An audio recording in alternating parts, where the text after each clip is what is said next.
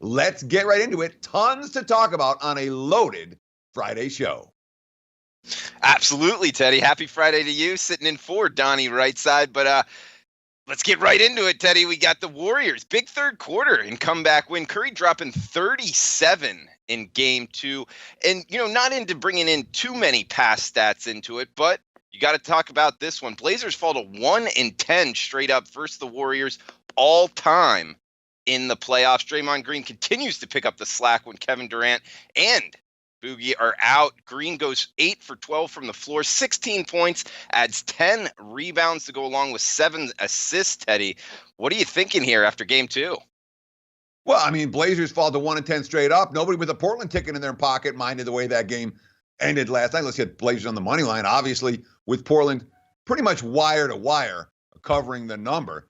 You had a money line ticket, you weren't so happy because it was Golden State who made the plays down the stretch. And obviously the final play, one that continues to have a little bit of controversy on a Friday morning, Damian Lillard on Iguodala's defense on that final play. Quote, for me as the offensive player, I felt like it was contact.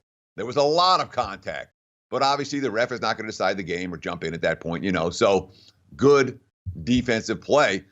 Portland missed 8 of their last 9 shots. The only one that hit a shot was Seth Curry, with the shot that sent the game over the total, which I was thrilled about. But bottom line, with the game on the line, Blazers got the money. They did not execute their offense. Golden State had all the defensive answers. That may well be a problem with Portland as chalk in game 3 when the series shifts to Oregon.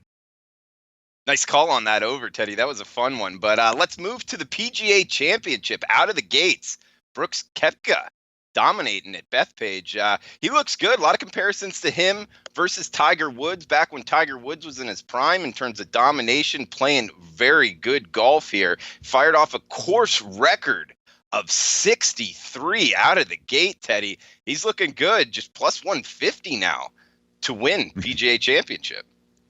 Yeah, I had an opportunity to talk with one of the big odds makers here in Las Vegas on Wednesday prior to the start of the PGA Championship, and he was talking about everybody's betting Koepka. Like the public's betting him, the wise guys are betting him. Obviously, the track record he has in recent majors is second to none. And now we're talking about a guy who's plus 150, but you know where the public money went. You know where it always goes. It's Tiger. Tiger finishes 2 over in day 1. Not out of contention, but he's got a whole lot of ground to make up between now and Sunday if he's going to be in contention over the final 18 holes. Teddy, talking golf. Now let's talk some horse racing, man. Some fun stuff to bet. Preakness. We got no shot at the Triple Crown this year with Country Horse not racing in this one, or should I say maximum security by some people's eyes. But other notable horses, War of Will 4-1. We got a couple other guys here. Long Shots Everfast at 50-1. I believe it's a 9-horse race, Teddy. You thinking about getting involved here in the Preakness? I cannot give you any good analysis of any horse race. It's not my MO. What I can do is give you guys a sweet promo to get $20 for nothing. And that's, of course, at Bovada. Use the promo code BOVPS20. This is valid through tomorrow, and the bonus is valid 7 days post sign-up in your account. Again, it's a $20 free bet on the Preakness using promo code BOVPS20. Been thinking about getting an account with Bovada? Today's the day to do it. Please help support our sponsors so we can keep this show free and on the air right here at SBR.com. Yeah, and that coupon code is BOVPS20. It's good through tomorrow. Check it out at Bovada. Teddy, let's move to the NFL, doing a little season team preview. One of my favorite teams, the Carolina Panthers. Panthers sit at 50-1 to win the 2019 championship in terms of the NFC championship, 25-1 to win the NFC. Their team total is 7.5. Of course, when you're talking Carolina Panthers, Teddy, you're talking Cam Newton, high ceiling guy, but dual threat guy, can carry a team at times. It's just his head in it. They finished 2018 7-9, finished second in the NFC South behind the New Orleans Saints. Cam Newton, He did struggle with a lingering shoulder issue for most of the year after a 12-9 home loss to New Orleans Saints in Week 15. Newton was shut down the rest of the year. You think they can turn it around this year, Teddy? Well, I mean, we're talking about a 7-win team last year, lined a 7.5-win team this year. So the markets aren't expecting a significant turnaround from Carolina. He talked about Cam Newton. He's on the wrong side of 30 now. So it's put up or shut up time. And oh, by the way, they drafted Will Grier, who may well be as good or better than any other prospect at the QB position from the 2019 NFL draft. You look at what happened last year, and the overall stats, mediocre. A lot of it had to do with what they did on defense. They were minus 0.1 yards per snap, the difference between what they gained on offense and what they allowed on defense.